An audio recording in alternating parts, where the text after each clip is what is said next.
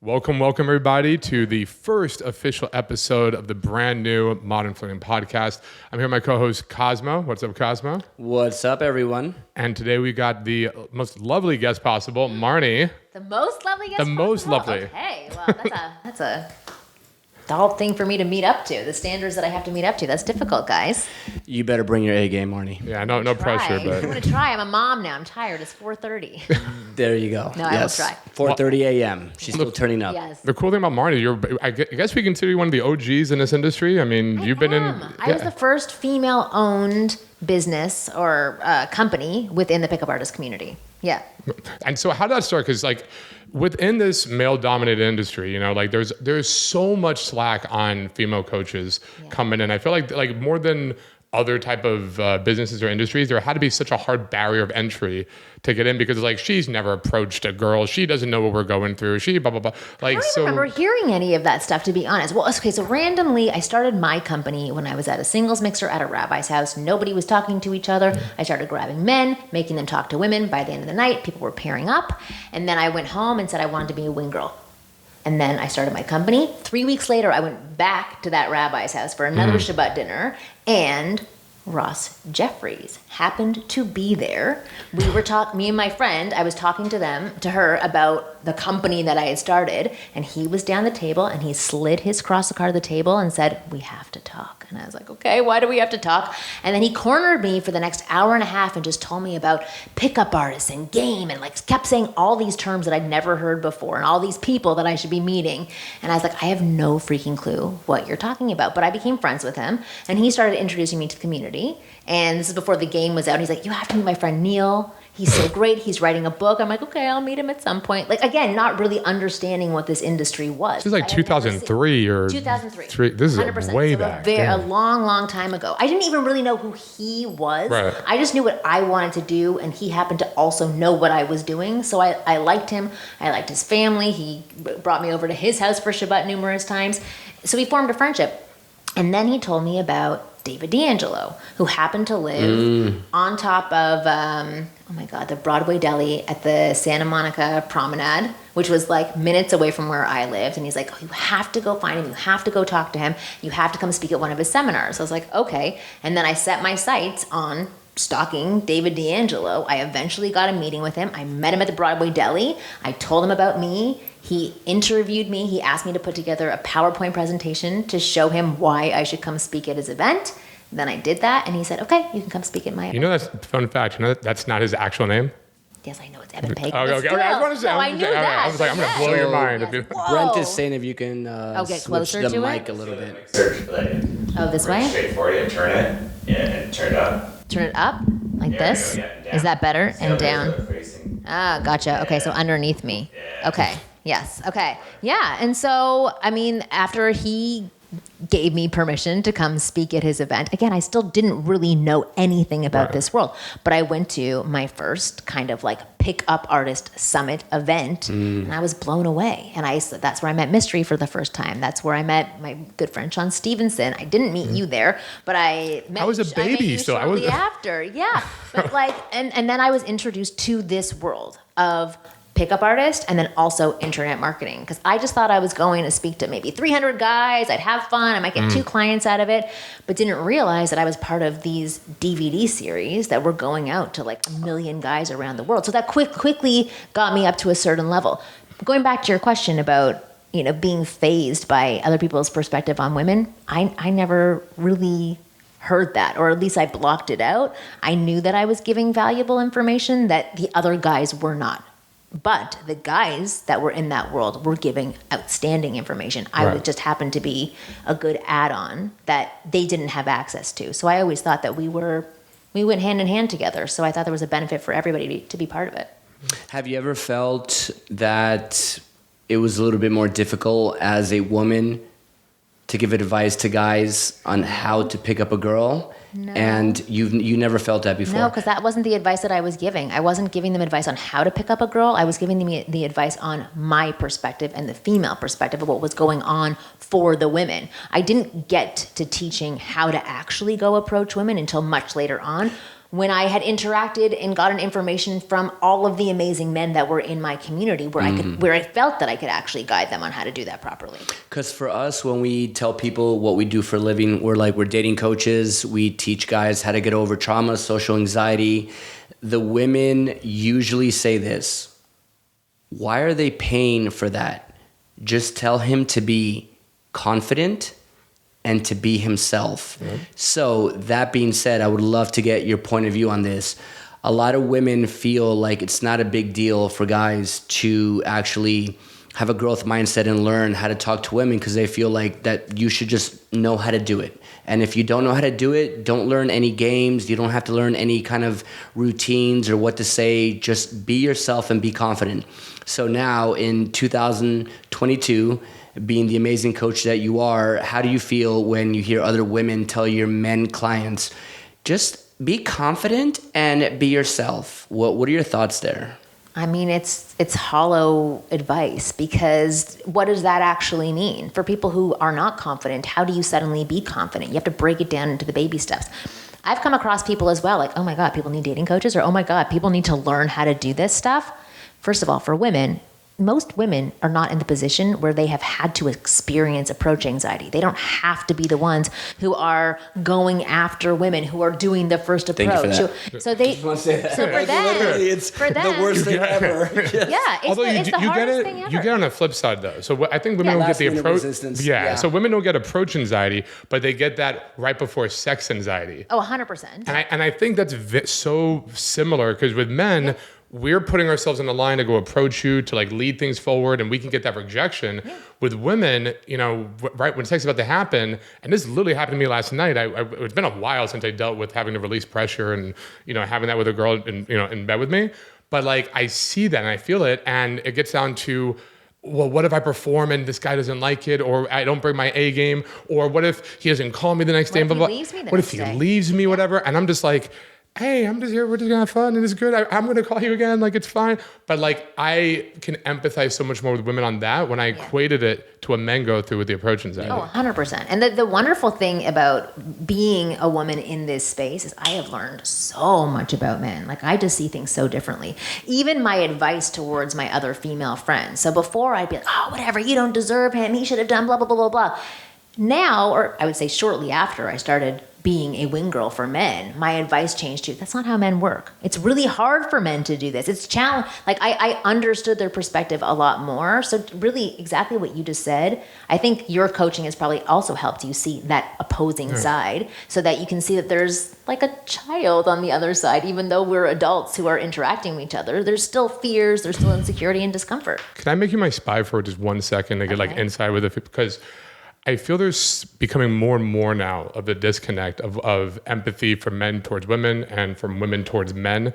So I'll see all these like either, you know, videos that are out there, or these girls like, so, you know, asking a girl, what do you want a guy to be for you, right? There's like, well, I want this guy to be confident and funny and successful and have his own car and a good job, and I want to be family oriented. I wanted to, you know, be taking on these travels and trips and blah, blah, blah. And cool, okay, you deserve that. And what do you bring to the table? What? And they're like, well, what do you? I'm employed. Yeah, she's like, what do you mean? I got a nice ass, like a flat stomach, green eyes. Deal with it. Mm-hmm. Right? I see this rise where, like, you know, women want more and more, you know, from this guy. And, you know, guys should be the gentleman. Guys should step up in all these different ways. And it's like, you get it. You go, girl. You get that guy, whatever. But do you see it from do women talk about the other side of it, of like, well, what do women bring to the table? How do women step up their game? Yes, 100%. I mean, there's coaches for everybody and everything now. So there's women who are trying to step themselves up. I think most coaches who coach women in the dating space, that is like an essential part of their coaching, where they're like, okay, well, look who you are. You want a 10? Then you got to be a 10 and rise up. I just think that there's a lot of people, when you ask them what they want, they're going to tell you what their ideal would be. It may not be on par with who they are, but that's ideally what they want. That's why online dating is so challenging, because you're asked to list your ideal, and then because you're flooded with all these people coming at you, you think you're on par to deserve that, but most people don't actually dive deeper to see whether or not there's a connection. It's fake abundance. Yeah, fake abundance, 100%. We were talking about that before. Yeah. And I think that's one of the biggest issues. I want to hear your thoughts on this too, Cosmo, because the biggest issue I think right now that we didn't have back when we were approaching women back in like 2006 for me, 2007 for him. It's online dating. Well, there was no online dating. Yeah. It was, I would go to a bar, I would come home with like women's numbers on the napkin, right? Yeah. So now as a guy, I'm getting all these abundance of women and maybe matches and whatever. But the moment you maybe text one wrong thing or do one little thing, whatever, the woman's like, I can swipe on other guys. Or maybe you didn't even do anything wrong, but they're just like, you know what? I'm just Tuesday, curious. I feel bloated. I want to do. I'm not into him anymore.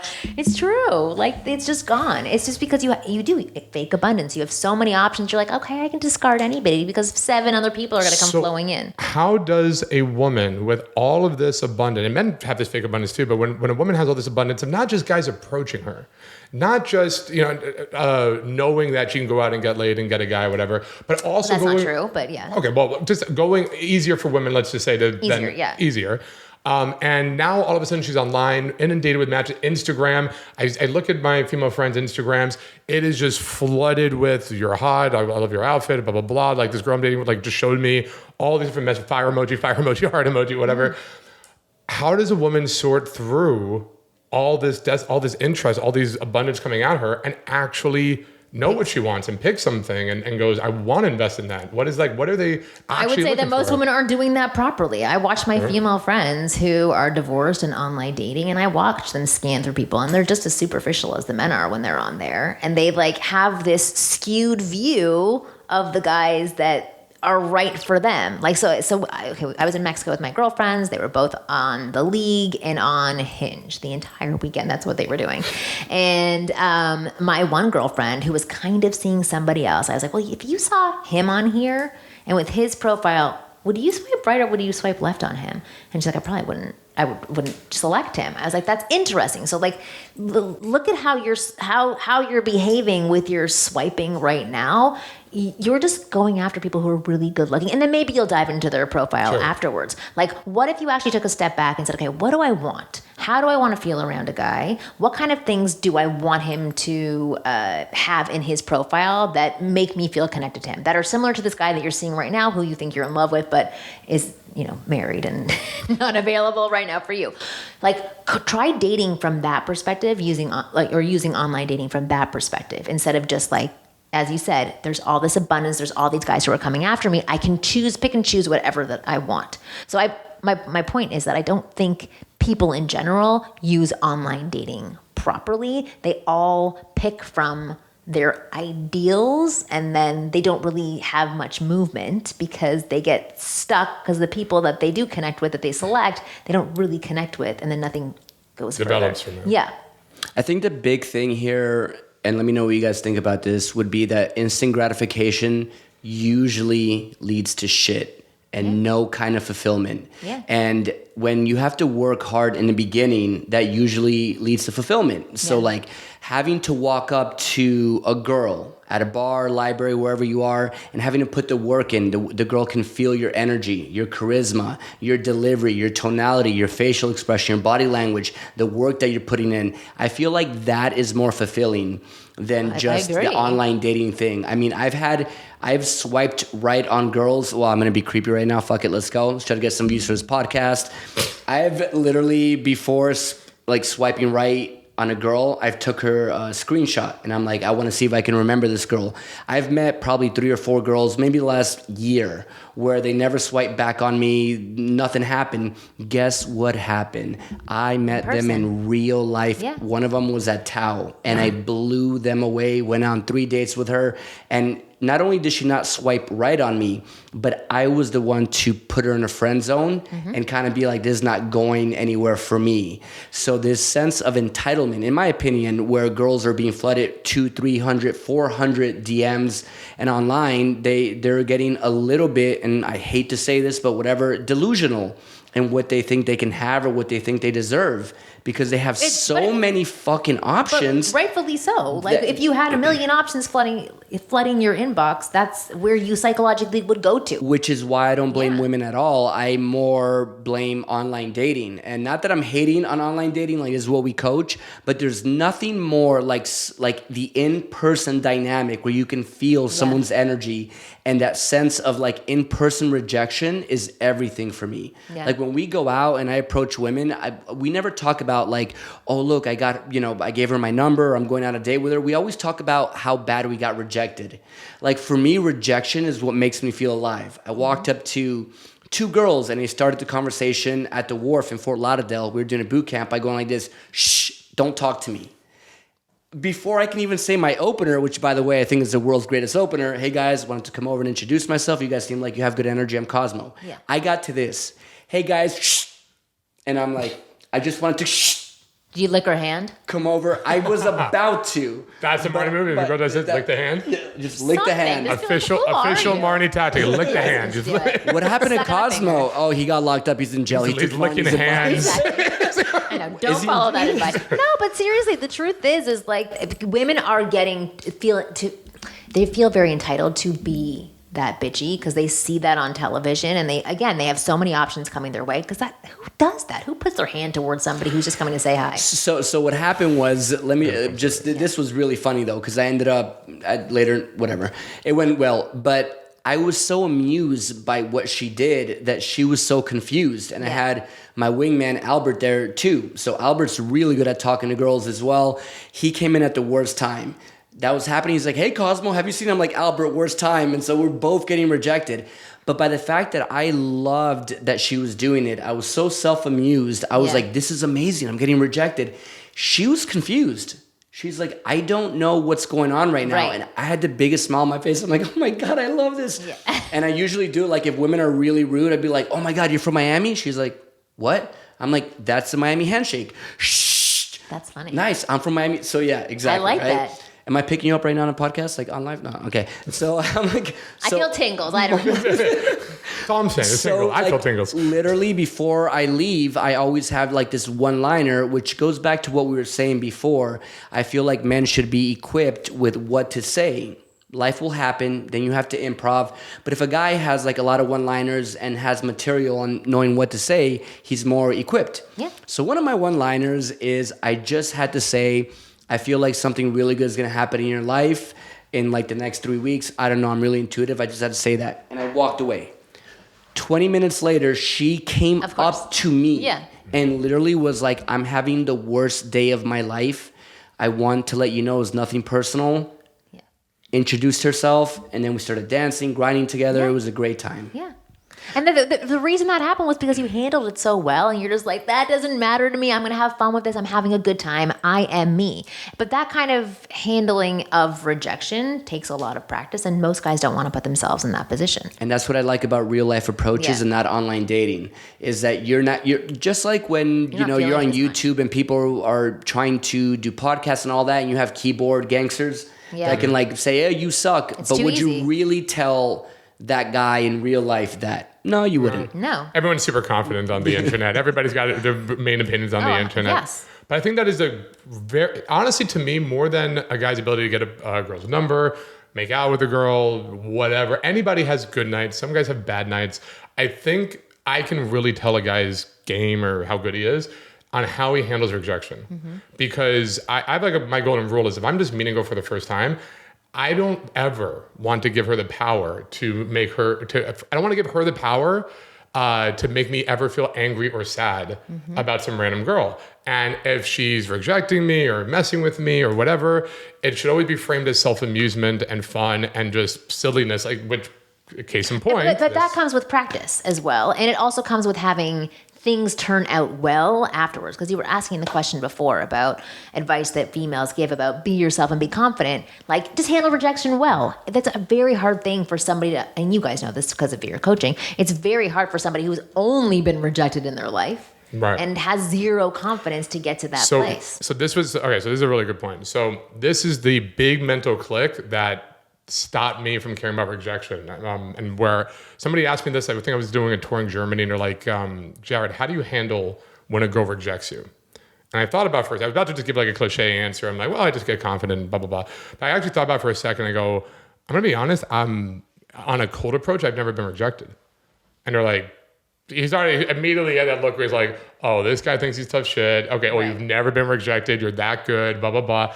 And I'm like, nah, like, I'm going to be honest. I've never been rejected because she doesn't know who I am. It's never been me. She's only seen a very small snapshot of what I did in that current moment, right?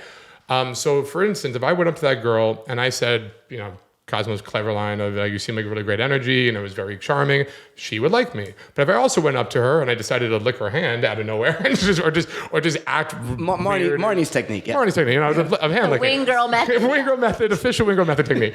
But if I just go up and start licking her or doing something weird, then she's going to reject me. Yeah. In both cases, it's me. So when I made that distinction, I made that click that every time I approach a girl, she has no idea who I am. It's very much just what I'm doing in this moment. That's what's getting rejected. And then jiving with her. Totally. But it becomes almost empowering and fun. It becomes like a video game. It becomes like, all right, let's test this out. Let's test that out. And then I expanded that further. And I realized every time I meet a girl, I don't know who she is. So even when she's a bitch or mean or whatever, I found it's actually very, very rare a girl's like a pure bitch and mean or whatever. Yeah. When I've gone through it, back then they called it bitch shields or whatever. Yeah. When I've gone past through it, what I learned shocked me. I found out a lot of times these women where I thought they were being really mean and bitchy and she's just a really mean girl, it's because she had anxiety. Yeah. I was talking to her and she's just like, I've got this anxiety coming up. I don't know what to do. So I just shut down. And I'm like, oh, she's indifferent. She's not into me. She's full of herself. No, we have no idea what's going through a girl's head, what she's going through, a bad day. And it just really, when Free to you, it sounds like, which is really nice. I just put this together in my mind as going, it really is just all a game. It really is just they don't know me. I don't know them. It's just what's happening in this exact current moment.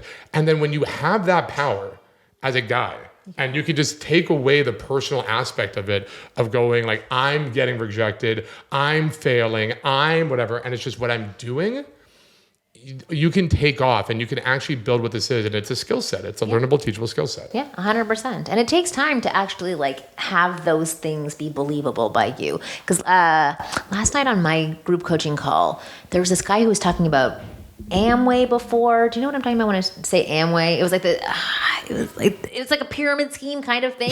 You could think of it that way. Or if you were you're doing MLM marketing, you're gonna sell us not gonna pitch it. No, but he was comparing it to that because he was saying he used to sell for Amway. And so there was a lot of guys who would have these fears about, okay, well, it's creepy what I'm doing. This is kind of a pyramid scheme. But as soon as they switched it over to thinking no, I'm offering you something amazing. And if you don't want it right now, that's totally fine.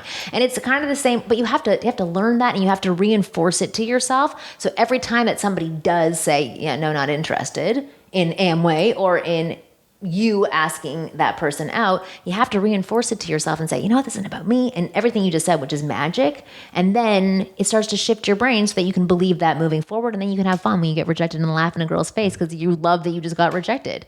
But it takes time. I always coach our guys that if a girl calls you out or they find out, we are at a retreat. When was that? November? September. September. It's last month, right? So we went to a venue that there's not that many women. We had 30 guys there. Oh wow. 30 plus. So a lot of guys were using my opener. The first thing that you tell a girl when you walk up to her is hey, you seem like you have good energy. Yeah. Which I love. So I think it's a great opener, but there's only 10 girls there that they can walk up to. So I walked up to a group of girls, and right as I was walking up to them, one of the students was walking away from them, and one of our very beginner students. So I walked up, I'm like, hey, you guys seem she's like, are you gonna fucking say that we have good energy? And I did not miss a beat. And I'm piggybacking off what you're saying, to embrace it, to be yes and. And I was like, wait a minute. And so I turned around and I'm like, let me do a take 2. And I go on my phone and I'm like, I got a better one. Hold on, guys. Just pause and I'm like, how much does a polar bear weigh? Enough to break the ice. I'm Kosmo. How you doing? And they all started cracking up. Yeah. And the lesson is what you were saying is embrace it. Yeah. What are you doing? I'm in a program where I'm learning how to talk to women. Mm-hmm. And embrace it. Be I am growing. If a girl came up to me at Bungalow tonight, which is where we're going, and she tried to talk to me and I found out that she's paying $4,000 to learn how to talk to men, do you think I'm going to critique her? I'm going to be yo, that's amazing.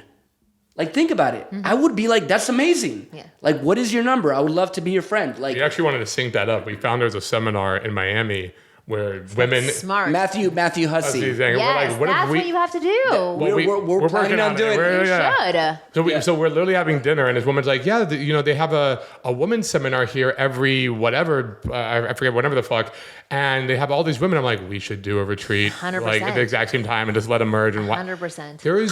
It is so." I don't know, fulfilling or as funny. I don't know what the right emotion is, but something just so epic about watching a boot camp going on. Because when a boot camp happens, we have such an eclectic group of guys, right? We've got these Indian guys, these Asian guys, these tall guys, these fat guys, these 40-year-olds, these 20-year-olds.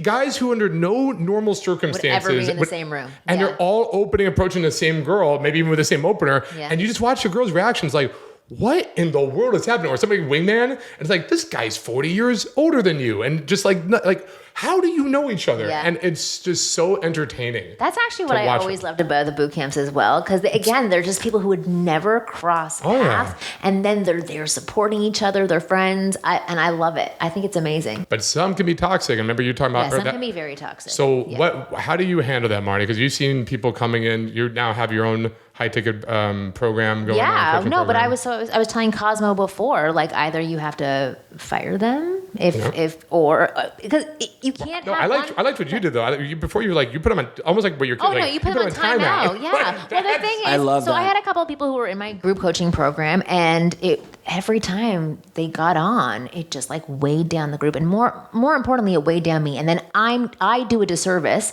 to the other people that are part of the call because I fixate on trying because I want to help. Same with you guys. All Me you want too. to do is help, right? And if you can't, you're like, I want to figure this out, but it's not good use of your time or for the other guys because they're not learning anything because they're not in the same space as this guy. So I ended up writing to these two guys who did this 2 times on the call, and I just said, hey guys, like I think you guys are awesome. You're not ready for my program right now. You're not at the space to be coachable for what I can coach, but here's what I'd love to do. Let's take a time out for the next 30 getting days. off over here. He's like, For the yes. next I 30 love days, this. I love this. I'm going to give you my visualization program. I'm going to give you access to my No More Mr. Nice Guy masterclass. And then if there's still things that are stuck for you that are at a level that I am not equipped to handle, I want to pass you on to a friend of mine, and you'll come back to the course whenever you are good and ready and you have a more positive attitude. And they love that. They both said thank you to me. They're like, thank you so much for saying, because they feel that pressure too, because they're in there, they're being negative. They don't know what's going on. I gave them other resources. And then now I'm introducing both of them to my other friend who deals with guys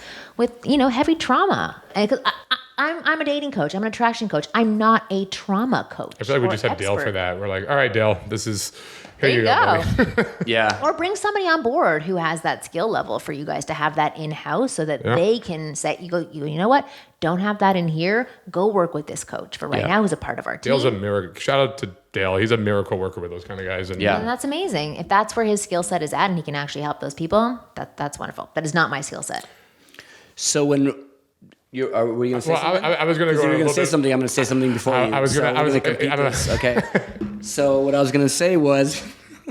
Well, what I wanted to go back is something that I hear all the time in this industry, and you just kind of blurted out to the whole like, oh, there's no more Mr. Nice Guy, program. I don't know about you. I like to think I'm a nice guy. Do I have to kill that? Do I have to we have to No, ruin it's the nice guy? in quotes. So it's not really a nice person. So what does this mean when we nice guys finish last, or we always see kill the nice guy? And then we have some people why you should it's be been nice. given this title. It's a horrible, horrible title because I've said this a million times. My husband is the nicest guy in the entire world. He also has a strong backbone. He asks for what he wants. He's super confident. He can tell me very sexy things that I love hearing. What this, I'm painting air quotes because we are on video. Yeah, if this you're looking at the nice podcast, guy air quotes. is this guy who pleases, appeases, and bends over backwards for a woman that he barely knows, or for a woman that he knows, or even with for a very long time. But he has no backbone. He's not the doormat. He's the doormat. And Yeah, the inability to express yourself and the inability to really let a girl know how you feel and be so polite and worried about, am I offending anyone? I agree with that. Yeah. But being nice, where the fuck did we go wrong there? I don't know. No, you're supposed Especially Miami. You're supposed to be nice. You're supposed to be nice. The friendly's an insult. This is what I was telling you, Marni, and Marni was blown away. I was telling Marni, I'm like, the women in Miami. Oh, yeah. Again, guys, shout out to Miami. I love Miami, but let me be a little judgmental. In my experience, the women in Miami are a lot more difficult to talk to than in Hollywood. Yes. And the I was guys, shocked by. I know you were. And the Yeah. It guys is. in Miami are a lot more defensive and alpha than the guys out here. Even the Hollywood producers that can be like typecasted as like sleazy, the guys in Miami are really tough. And I grew up in a time where if they called you friendly, you'd get in a fight with someone. So you're gonna insult someone. So if you, instead of saying MF, like motherfucker, you would say you friendly ass MF. No. And then I swear to Oh, yeah. God, Wait, and you would get offended by saying friendly. So then I would react by going, "What you call me, Jared?" And Jared's like, "You're friendly." I'm like, "Your mom is friendly." And then we would literally get in a fight. This is Miami. So I grew up with not trying to be friendly because that's the thing to do is being That'd be friendly. tough. Now I'm 38 years old, and when someone's like, "Hey, you're really friendly," I'm like, "Thank you." Yes, exactly. Wow, thank you so much. Yeah. Like that's my That is paradigm so shift. messed up. So he's told me this before, right? I've heard this speech from him on it, and I'm like, I get it, and I always agreed. I don't think I told you the story. This actually happened with our camera guy. You can't see behind the scenes, Brent. He was there. He can vouch for this. We're at this place called Boatyard. And there's two girls. It's not even Miami. This is Fort Lauderdale. This is like a nicer version of Miami. This is not even Miami. And we're there, and I approach this girl. It happened to be her birthday too. I'm giving this spiel, whatever. And I use a transition. I'm like, wow, you actually seem really friendly. And once I said that, her face went. Literally, she goes, like, what? All right, now for the guys who can't see this right now, it was basically a look of somebody confusion farted. and disgust. Right? Or like gross. Like what? You think I'm friendly? What made you think that? Like, and here's the kicker. She wasn't being mean earlier. There was no she wasn't rejecting me. She was being fine. But then when I said that, it triggered her. And that is like a cultural thing, I guess, or something. Yeah. I'm like, I've oh my never God, heard that Cosmo's right. I was That's you crazy. literally went in my head right there. And I'm like, this is nuts. Americans are fucked up. I don't know. There's something. It's the weirdest thing. Let me pivot real quick. Something we were talking about before we started this podcast. A lot of people feel like, this is what I hear, right? On YouTube and Google, that when a woman walks up to a guy or a guy walks up to a woman, that the girl will know within 3 seconds whether that's like someone that she's attracted to. So before we started shooting, me and Marni, we were talking, and your first impression of your husband was what? That I was not attracted to him, but I just liked being around him. That's the absolute truth. I just liked talking to him. But okay, so here's more background on that. For me, at the time, I was only really dating shorter guys who were Jewish. Like that was my world of dating. I came from Toronto. I had a Jewish community. That's what I was attracted to. Is he Jewish? No, he's not Jewish. So Okay. he's like outside. He's tall. He's half black. He's So Catholic. you just discredited him almost in a logical way. Yeah, it's right? just like that's not in my wheelhouse right now. But even when I was talking to him, I didn't find him attractive. I found him enjoyable. But I was trying to get two of his friends, of his other friends who I hadn't already dated, because I had dated two of his friends before. Two of his other friends who I thought were Get it, girl. Let's go, I'd Marni. Find a group and just go around. It's much That easier. wedding was I'm interesting. very- All the I'm friends up there in the very group's been just lazy. shaking their heads Yeah, they're like, Jordan, you're screwing it up. No, but I didn't like him until the third or fourth time that we hung out. We were at a bar. He was sitting down. He just had this much better body language. He had glasses on and this sweater. That's all I can remember. And then he was teasing me and challenging me. So I got think a our sweater. conversations from the first time were just like a back and forth. We were just connecting. But this was the first time he was stepping it up and kind of flirting with me. And I was telling you before, I turned to my friend Nina and I said, is he good looking? I can't tell. And she's like, yes, he's very attractive. I was like, oh, okay. And now I see it. I'm almost offended because I met her. I'm a shorter Jewish guy. I had her sitting on my I was lap. at already one with my point. husband by that point. Damn it, I got in can't trouble do it. for that picture, though. I do remember. I Oh, got yeah. in big trouble. Yep. Yeah. Well, because we had just started dating at that time. And next time I I'm was on in my this lap pickup and artist this world. pickup artist guy. Even when I met Nick Savoy for the first time, Is your husband going to watch this podcast? No. Okay. Maybe he will, but he's heard all these things before. But Because he's really tall, so I'm not including this, bro. I love you. Just so you know. No, but Nick Savoy for the first time, I thought Nick Savoy was gay, to be honest. Like, We all did. Yes, and I don't maybe think he is. I have no anyone idea. didn't think. He carried a lunchbox, Yeah. but we just like hit it off like a best girlfriend. And my husband was out of town at the time. He was my boyfriend at the time, and we went down to a bar in Venice, and Nick was sitting there. He had his hand on my leg, and we were just like lounging and just sitting and laughing. And my husband's friends were there. And they came up to me and they're like, "Hey, what's going on?" And gave like these really stern looks. And I was like, because for me, I'm like, he has a lunchbox for a purse. Like, I think What there's kind of nothing guy to- carries around like a little Well, purse? well, Like, well, come right on. now it's cool, but back in the days it wasn't. No, but Because I'm just literally, saying, like, for me, right now, but come on, but guys, that's how I. No, right, that's Look true. at the guy No, carrying a that's purse. true. Right now, it's a cool that's thing to totally do. True, it is very cool. But my point 2022. is like that for me. I just kept thinking I'm so not attracted to this person at all. In my head, I thought that he was gay, so it was just a friendship. And then I remember getting into a big argument with my now husband because his friends had told him about what happened. And then I had the other incident where I went to the PUA summit or whatever that was Yeah. called, and I took a picture sitting on your lap. Yep. And then my husband saw that. He was like, "What are you doing?" I'm like, "This is." He's me." gay. I That's said, right. no, no. That's but, what you're- but no, that's my line. That's I was always. They're all gay. No, Okay, she was saying all Nick the pickup artists Savoy are all was gay. gay. She was saying No. that Jared had micro penis. This is a very big difference. How did she know? Yeah, no. I What? told her. I could feel it. I mean, no, fuck. I made Yes, myself there you look go. bad. No. We'll cut No, this not out. feel But it. actually, this is a very good lesson because this is where I did struggle because I was 24 when I had first met my husband and he was 34, so he's 10 years older. And I didn't know how to express who I was at that time. And who I was somebody who sits on other people's laps but doesn't want to, make out with them. I was this person who touched other people whenever I saw them. I hugged people. Marni, what is your brand? Wing girl method. Yes, because you Exactly. have that vibe. Yes, like there's exactly. 3 guys in a room right now. You have like a homie vibe. You're Yes. so sick. Like, yes. Fun fact, she winged me that night. You realize you don't know about what happened afterwards. No, with who? Jamie. Oh, Do you remember Jamie? really? The Yes. other. So guess Yes. you started dating Jamie after that. I think I did know that. Oh, interesting. See? You hooked up with There Jimmy? you go. What was Jimmy? Not, Where's our Jimmy Jamie, from? not our Jamie. Different. Jim- okay, what you was get the her joke. It's okay. full name? Jamie.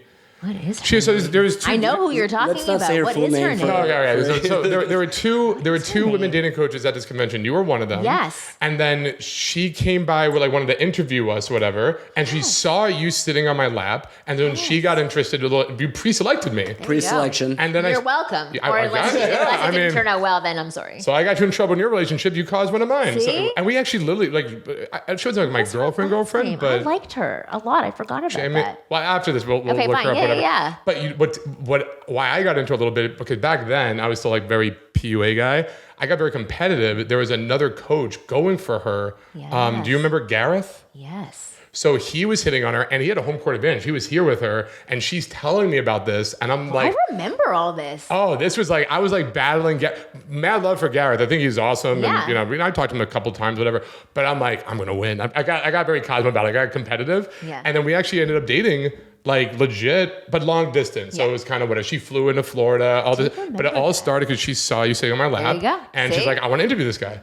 See? You're welcome. Yeah, well, Freaking amazing. 2 things. Going back to Not being attracted to my husband. Yeah. the micro penis, yes. No. So going back to, I feel, and let me know what you think, Marni. A lot of guys are like, I don't want to learn how to talk to women because I feel that women in the first 3 seconds will make that decision. And I am in a constant daily argument to be like, no, dude. I know so many girls in my life right now that have met a guy and they're like, nah, he's not my type. Yeah. And then smash cut to 8 months later, they're dating. Yeah. So It for can me, shift. That's the wonderful thing about women. but I also feel like it's a shift it. cop out. I guess my fundamental point right now, what I'm getting to is that it's a cop out for men. 100%. It's an It's excuse. almost like saying like, well, I don't want to work out because I'll never be able to get that body. It's like, wait, time out. But you could. So they're Yeah. like, why am I going to learn this? Women in the first 3 seconds, they want hashtag, I don't give a fuck, I'm going to call him out, the promoter Brandon. Like we have, my like God. This guy, I don't mind He calling needs him his own out. episode. I don't No, mind, that shit he's needs his a, own episode. Hollywood promoter, literally he's convinced Oh my by you have to be very tall, symmetrical, handsome, perfect teeth, like all of the above. And, you know, he's convinced himself, and a lot of men in America right now, that you have to be like this kind of guy. A guy's getting Botox, symmetric, all that. I'm like, dude, focus on like what you're bringing to the table to make the girl feel better. I don't know if you Why? agree, The other Marni, side is easier. That's the thing for most people. Which is what we talked about, instant gratification. And it's in your own control. I mean, both sides are in your control, but one is a lot harder work. It's so funny because you guys were talking about Fuckboy Island before. So I watched Bachelor in Paradise. Shout out to Casey. Yeah. Shout out to Casey. We're going to have him in a podcast. On a podcast, a future episode. So there was this one guy on Bachelor in Paradise. He was it Billy Pizza or John? He owned this chain of pizzerias, but he came onto the show and he was very much like, I have to be this, and this. And if I am these things, then every woman should want me. So he went on this one date with this girl and he goes, I did this. There's no way that she couldn't want me because I've done all these things on the list, which we're not sure he wasn't doing these things. But in his mind, he had done all these things, so therefore he deserved to get that attention from her. And then when she didn't want him, he's like, oh, she just wants to have a bigger Instagram. Like he just made up all these excuses, which happens to so many guys because they're not open to hearing the advice that... There was this one girl that let it slip. And this stuck with me. There's one girl, one of my homegirls, she let it slip. She goes, I'm going to break every female code in the book. Yes. And I'm going to tell you straight up what the deal is. And I'm like, fuck yeah. What is the deal? Tell me. This is what it is. She goes, every girl has their checklist, right? I want them 6 foot. I want them to be successful. I want them to be family oriented. I want them to blah, blah, blah, blah, blah, right? She goes, none of this shit matters. At the end of the day, if she has a girl and she goes, all my female friends too, if I'm sexually attracted to this guy, if I am into this guy, like just like a sexual thing, he could not have a car. Oh, 100%. He could be like this broke guy. He could be toxic. He could be all these bad things, and I'm still gonna want to fuck him. Yeah. And likewise, there can be a guy who's like everything on my checklist this guy has, nah. But you're gonna see something like, but you know, the vibe wasn't there. Something that you can't even explain, whatever. Yeah. And it's literally, so like all these, but men, we're so like this logical creatures where we're like, well, women keep saying they want that. So we're going to work our ass off to get the chiseled body. Or Women are screwing themselves. Yeah, but like guys are taking what women are saying at face value, and not to say it doesn't work, like not to say it doesn't help. Obviously, being good looking, making money, doing these things, you know, it's going to help you. Great feet in the door, but if you don't have anything else afterwards, then yeah, it's if empty. you can't build sexual attraction, nothing else matters. Literally, it doesn't matter how much you make. It doesn't matter what you look like. It doesn't matter. Like if you try to hide the fact that you can't trigger a girl sexually and give her a certain emotional progression. We've talked about my 5 vibes, for instance, and all that. You're done. Everything else is, it's like trying to load up on creatine and not going to the gym. Like, it doesn't matter. And also a lot of guys feel like once they learn this art form, like what we teach, right? Like how to walk up to women from scratch, how to attract women, what to say, how to say what you should be thinking, how to give her your phone number, set up a date. You set up a date, then you figure out friend with benefits, or potential girlfriend. They make this really bad mistake, and I would love your opinion on this, Marni. Once they get the girl in a monogamous relationship, boyfriend, girlfriend, yo, Kosmo, yo, Jared, I'm done, bro. I don't need your advice anymore. And I'm like, no. This is exactly when you need it. This is literally where you cannot, and you been married for how long again? 12 years. 12 years. Yeah. By the way, congratulations. Congratulations. Let's go, Marni. Yeah. I tell them, you get into a relationship with a girl, the games don't stop. A game is meant to be what? Fun. Playful. That's why it's enjoyable. called a little bit motherfucking competitive. Game. Yeah. Have fun with it. Yeah. As soon as the guy gets into the relationship, hey, I want to quit modern flirting. I'm good. Me and Jared are like, wait, stop. You still have to play the game. And people who I've interviewed and talked to that have been in like 40-year marriages, all that, I'm like, how do you keep it going? And like this guy, I was talking to him at the Roosevelt during the summer. He was like 75 years old. I love him. He's like, you know how I do it? I act like it's my first date and I keep dating this dime piece. And she, they're both really old. And I'm like, I love you, bro. Yeah. It's such good advice. Like, don't give up on learning how to play the game. What are your thoughts about that? About keeping the tension, the game, push pull? I mean, it shifts for sure. So I've been with my husband now for 17 years, married for 12. We have 2 children. It shifts because life does get in the way. There's stressors. There's a lot of shit that goes on where you have to become more of like a business together.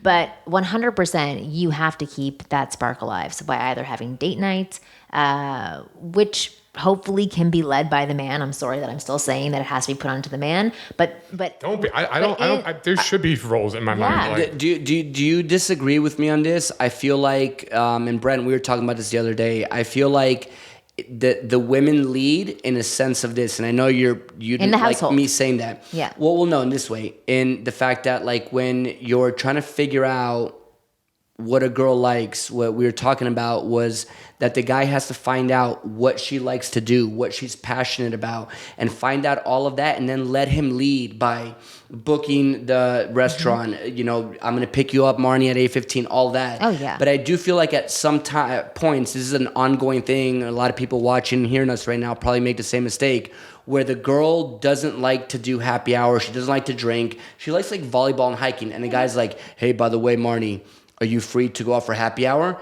And you want to hang out with the guy, but you're just like, I don't like that. Right. Yeah. So it's a big thing for me to let the guys know that let the girl lead you and tell you what she likes, Well, and just then pay attention. and then Pay you attention. formulate a plan on how to make that happen. lead Yeah. where she wants to follow. Yeah, exactly. 100%. And the thing is that it's okay if you like different things than your partner or than a girl that you're dating, because you can say, hey, come out with me and then we're going to go hiking next week. Like, you can have that balance. If she's really into you, she'll come out to your world and enjoy that world. Or she'll say, you go out with your friends.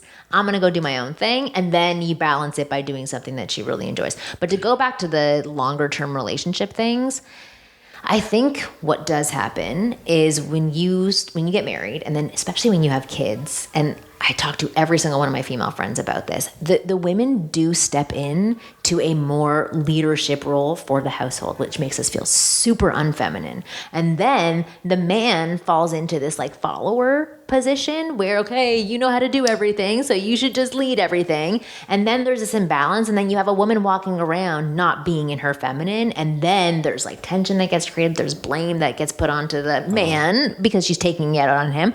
What needs to happen in longer term relationships is something, part of playing these games still, where you can flirt with a woman and still have that sexual tension there, to put it back so that she feels her most feminine self. So that can be taking charge and making plans for you guys to go on a vacation for the weekend by getting babysitters for the family, or by saying, hey, next Wednesday we're going out on a date. I've planned it. We're going here. We're going to a play, and then for dinner afterwards. And then when you're out, go back to the first day that you had and talk to her. It's hard to, because you're in a different space, but if you can try to inject some of that initial flirtation that you did have in the beginning of your relationship and put it in at that time, it's so appreciated by the woman. You're probably going to make fun of me. I'm sorry, Jared, I'm cutting you off. You're probably going to make fun of me. I was married as well, 10-year relationship. I know that. For all the people that are married right now in a long-term relationship, I don't know if you're going to this is a weird question. Spontaneous sex, scheduled sex. Sometimes when 2 people are winning in life, like yourself, you have a very, very, very good dating company. Your husband, like how you're telling me, is killing it as a producer. Scheduled sex, some therapists are like, it's healthy because you have to plan it. But then a lot of other therapists are like, bro, you're killing like the number one thing that turns on a woman. Like, we have sex on Saturday mornings. That's Saturday morning. Okay, so Is it scheduled or is it expected? Because there's a difference. It's like that is like when the we thing. have That's when time it's to do it. expected. I love that you're so honest. This is one of the things I love. A lot of things about you, but this is what I love about you. You're so honest. A lot of people. So I think I know your answer, but like, so spontaneous sex or like kind of like having it planned out. I feel like it's like 50-50 right now with a lot of people, where some therapists are like coaching, like, no, don't do that. Like, a girl has to get aroused by, give her an unpredictable energy or whatever. Other people are like, you might go 4 months without having sex if both of you are a high value male and female, and are like really Or focused even on if your you're career. really busy and you have Busy, kids exactly. and you're exhausted. So for me, I like nighttime sex. My husband likes morning sex, right? And so for us at the end of the day, we're both exhausted. If he were to, put his arm around me and try and have sex, I probably would have sex with him. But So that's all he has to do is put his arm around you? like, Really, Marty? Initiation? Like, it's just that? It's sorry. like- I mean, that's how it is now. It's like, okay, now we're done. just- No, but if you were to lean Hey, over somebody and the look tap. me in the eyes, The tap. Hey, give me the babe, tab. All Babe, right. are you up? Babe. I'll show him pictures of me sitting on your lap, and he'll be like, all right, Oh, here we go. yeah. No, but like, honestly, it doesn't take much. But I'm different. I'm the one who actually wants more sex in our See, relationship. but all right, so I'm going to give you guys some disturbing stats here, Yeah. and I'll give you because I came prepared. Yes. All right, 'cause I'm nothing if not prepared, Cosmo. You're Latino. I knew it. So 80% of marriages that end up in divorce are initiated by the woman. Yes. And so that's one thing I want to talk about, why we think that might be, or what. And that number doubles, so it becomes, I don't even know the math, like 94% or whatever. If that doubles, if the woman is making more money than the man.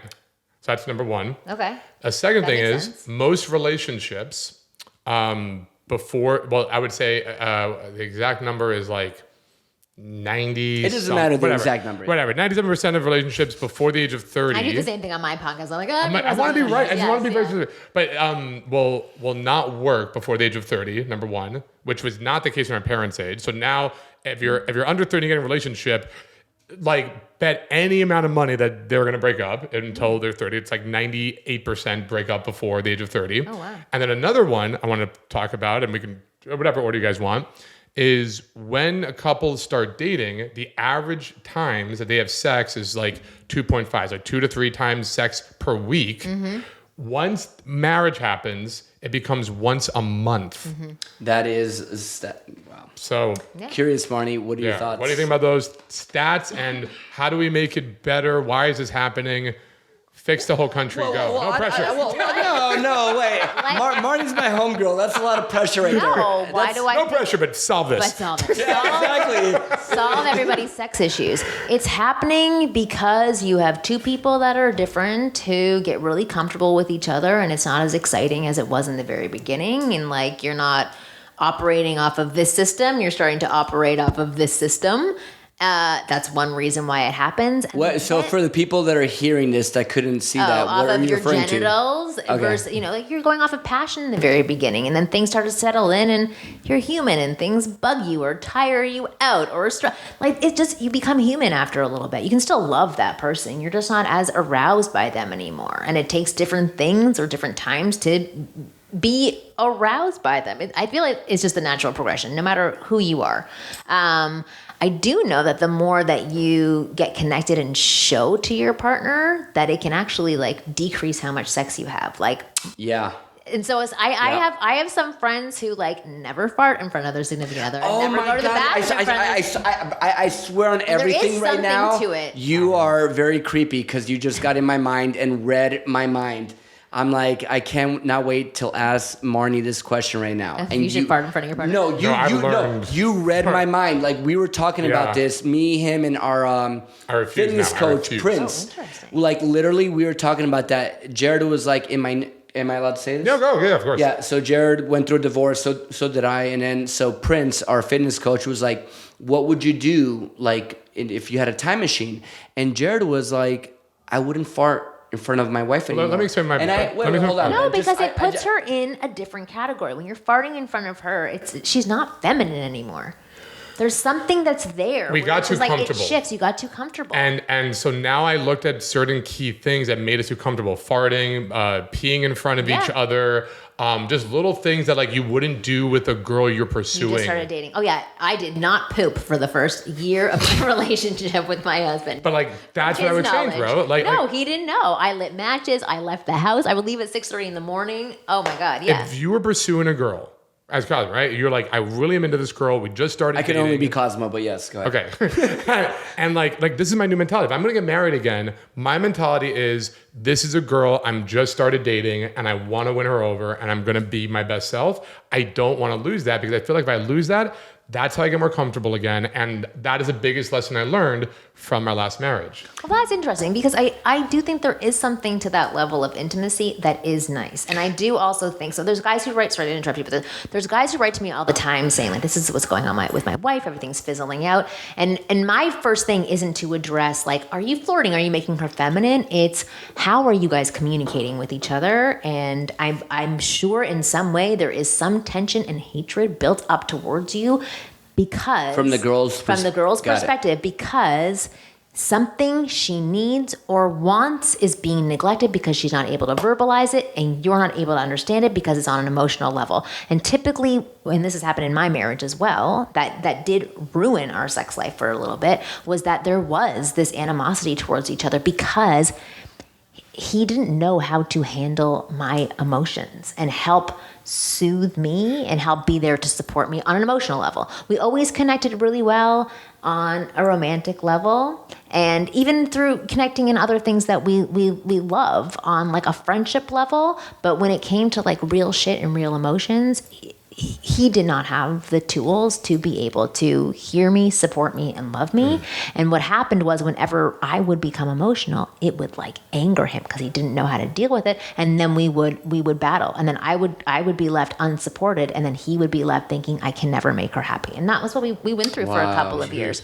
But so I think that is what I have seen from my own friendships, from the people that I talk to. Like that is what happens the most for couples as they get further into a relationship. So typically, again, my advice isn't like start flirting and then, bring that spark back. You have to address that core issue first because most often it's there and then the woman will be open to it. Can I just use the F formula and like just bring it back?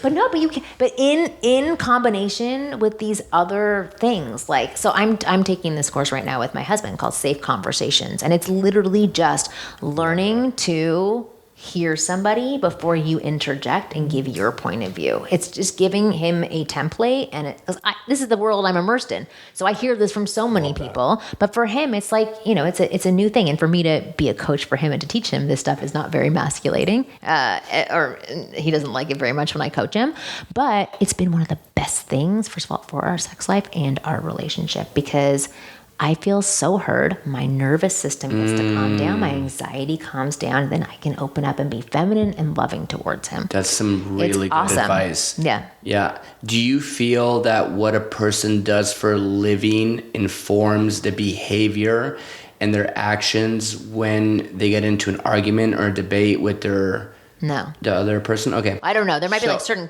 I don't know. I do feel that. And let me explain to you why. So before the podcast, you said he's a producer.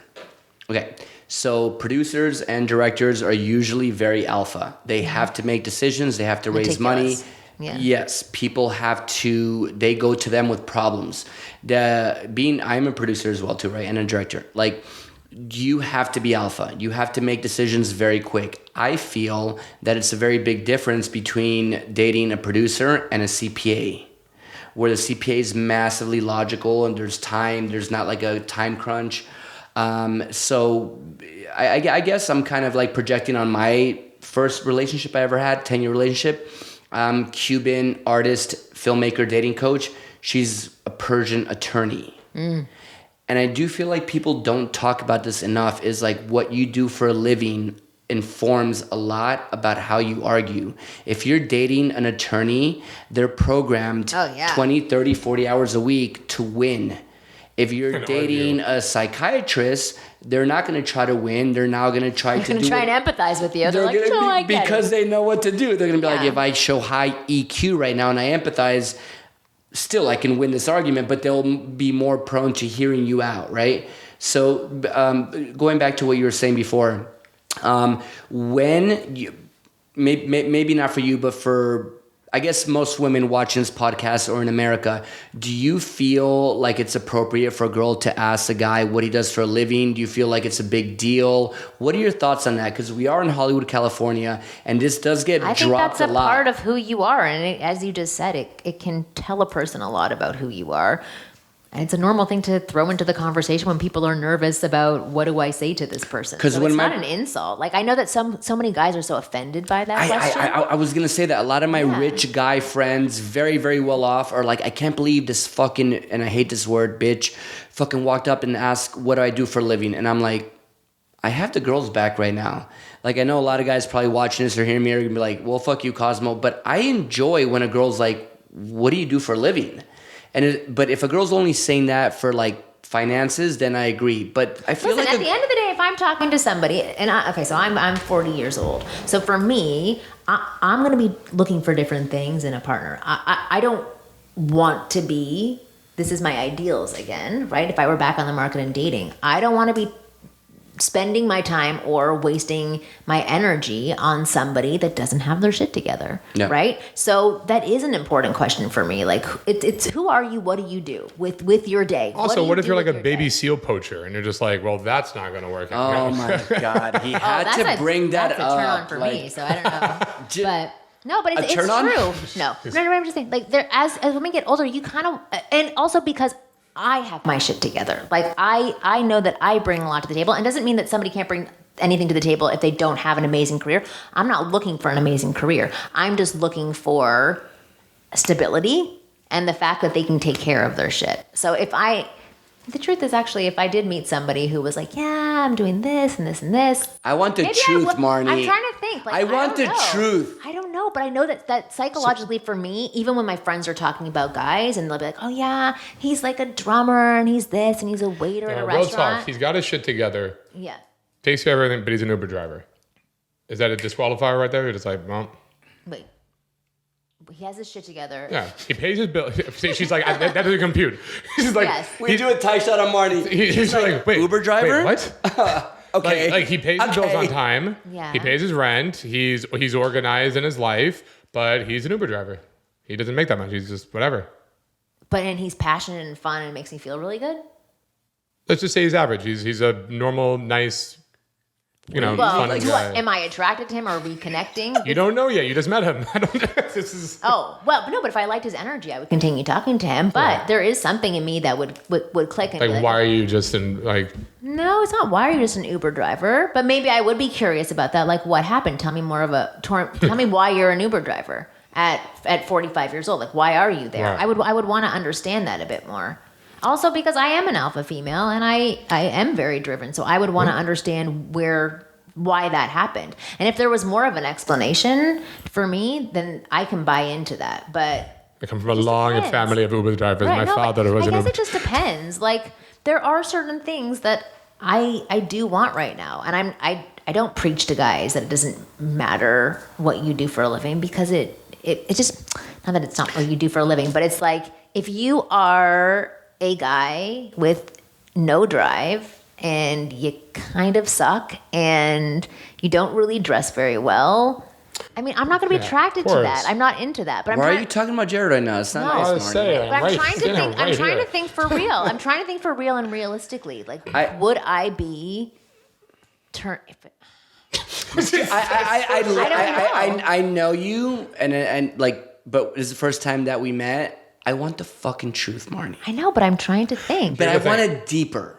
But I don't know. I actually don't know. I have an idea of what would happen if you met an Uber driver. You're single. You're back in the market. You meet this guy. He's nice. He's sweet. He's whatever. Yeah. I think you are a lovely, wonderful human being, and I think you would give him a chance. I would. If I enjoyed him. That's the thing. If I was enjoying ultimately, him. I think you would just be like, we are at different levels. I don't think I can't see that. I'm gonna have to. Here's the thing, that if I did actually end up sleeping with him, I would be attached to him in some way, and there would be a way in my head that I'd be like, no, this works. If I continued enjoying to be around them, because. You're imagining like the perfect scenario. Like, he does everything right. He's got to be. I enjoy it. He's good sex. I mean, that's not a lot to ask for. I enjoy him. And I'm gonna literally agree with Marni right now. Like, I don't think that's actually a lot. Marni's gonna be the bread. I would always have a lift to anywhere that I wanted to go. Again, go look at the stats. 80% of women cause a divorce, and then that doubles when they make more money than the guy. I think at some point you'd be like, why are you not more ambitious? Why don't you? Actually, you want to coach him? I am going to take my answer back. Because I make my own money, I don't think that would matter to me as much. I'm very happy in my marriage. But if I was very unhappy in my marriage, you can call Kosmo up. I'm here. No, but I'm saying, and he happens to be able to provide. He has a very good job. He's a driven man. But if I wasn't happy in my relationship and I met somebody else that I felt really good around, I think I would be okay with that. Do you like a house age. husband? What if it's like he's just a house husband? I'd be fine with that. And same with my husband. I would be okay. I make more money than my husband. I would be okay if my husband said, like, I just want to work. I want to take care of the kids, stay home, or find something else to do. I would be okay with that. You just unraveled so much in the last 10 seconds there. I was going to say agree with a lot until that last thing. I don't even know where to go because we have to end this episode, but maybe another episode. Would you be cool coming back on to unravel some more? I do really feel in my heart that it is going to be very hard, especially now. I don't want to talk shit about him, but there's this guy called Andrew Tate that just came into the scene, and I'm predicting for the next 2, 3, 4 years is going to make a big influence in how men think. I think he's going to be a game. I don't have a problem with him. But here's I don't have an issue with him as well, but he believes that the man can never make less than the woman could. So I'm piggybacking off of what you just said right now, which was that you don't mind if the guy makes less money than you, but can have good sex, provide things that, like stay at home, be a stay-at-home dad. Well, he believes that that's impossible, that the men are born genetically hardwired to be hunters, to provide, and that men shouldn't do that, right? So, but you're saying you agree with him, but what you just said right now was that it could happen, right? Those are just opinions. That's just how he grew up, that's what the role model was, or the role models that he saw in his life. So it doesn't work for him. But almost all of my female friends make more than their significant other. Really? Wow. Really? I'm friends with a lot of alpha females. There you go. Yeah. There you go. So one girl is divorced. Well, actually, two now are divorced from their husband, but they were making a lot more. Marni, you started with a strong point, and then you no, went where Actually, I know. three. She was like, I know all my friends. By the way, they're both divorced. The No. other one's a hooker in Vegas. No, I'm playing. Yeah, no, but I'm trying to think who else. It's a big thing, Marni.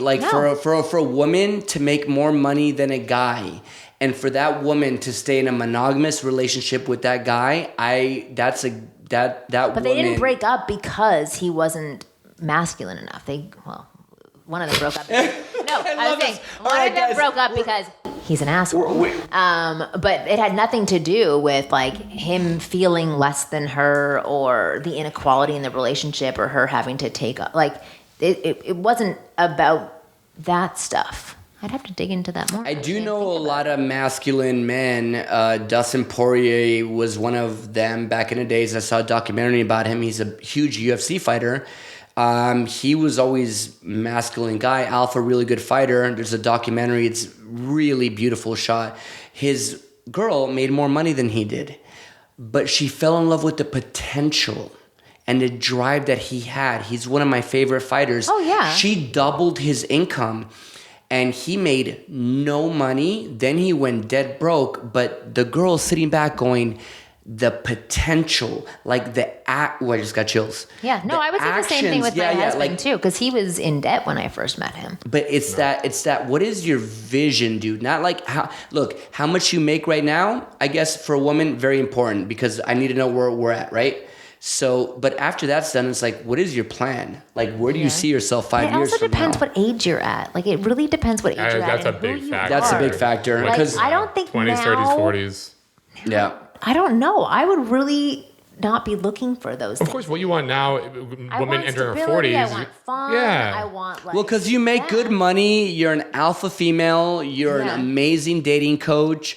You're going to come out with us tomorrow and party and be part of our boot camp. We're going to throw Marni in the mix. I'm going to a Halloween party for kids tomorrow. Yeah. Yes, and me and Jared are the kids. I know. But I would love to go to bungalow with you. Or what is it called? Yeah, the bungalow. The bungalow. Yes. I've been there in I would so love long. to see you in action. I would love to. Well, we're more than welcome to come you up Friday, afterwards. Saturday. That would be so much fun. I could, yeah. More than welcome. All right, guys. So I think we're going to have to wrap it up here, but absolutely we're going to want you to come back and finish a lot of the things. No, because we just wrapped a lot of but this you're in making there. me think about things, and I don't actually know. Yeah. What? Brent was Oh. whispering to me that you That I should can plug plug your my stuff stuff? Yeah. because Go to my website. Well, we do want to end this episode I'm so bad at by this. saying I really do believe you're one of the most amazing. Like you are, I'm a big fan of you. Like I've told you from Me the get go, too. you're a straight shooter. You're not like you should be confident and be yourself. Like you're very much of like. What do men really need? And you're not esoteric. You're not theory based. You're very practical and about thank taking you. action. Yep. And I'm a big fan of you. Thank you very much. And Yeah. right back at both of you. You know, I've been a Feel the big same fan way. of you for years, so Yeah, I'm yeah. glad we got to Both start of it off with guys. you. No, I feel honored that you wanted me to be the first podcast. So Absolutely. thank you. So, for our listeners on the Modern Flame podcast, how can they learn more from your stuff? Where can they go? What can they do? Go to winggirlmethod.com, sign up for my newsletters, and then I will tell you about all of the other things that you can become a part of. There you go, guys. You heard it here. Thank you so much for listening, and we'll see you in the next episode. And watching. Love you guys.